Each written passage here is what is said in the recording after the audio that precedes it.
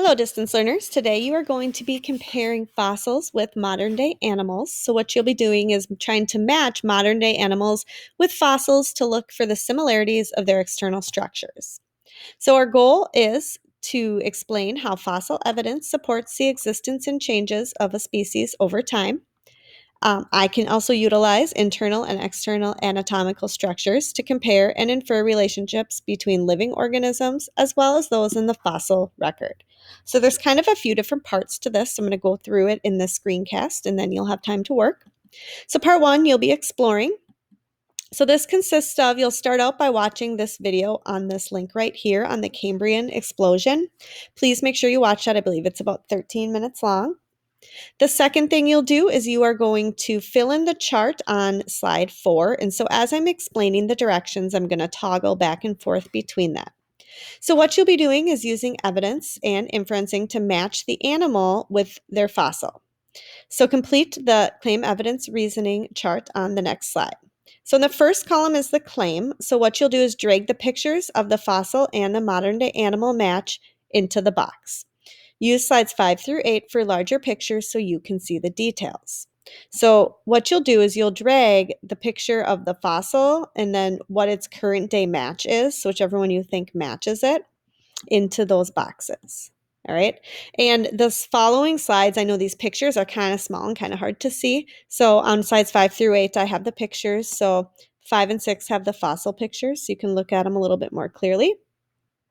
And then 7 and 8 have the current day animal pictures. All right. So drag them and then drag the fossil with the current day animal into that box.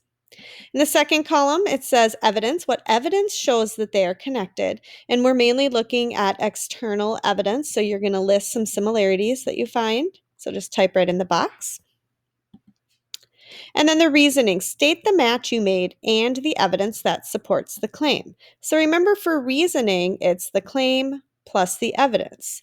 So you might say that this one, and I can't see what that name is. So let's say the Canadia matches with the Lancelet because, and then you would list the similarities that you found in this box. All right, so that's part one there.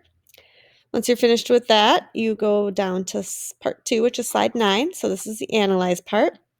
And you're just going to look at what you did and analyze and answer the question, how is this activity similar to what scientists do when they look for fossils or when they're examining fossils?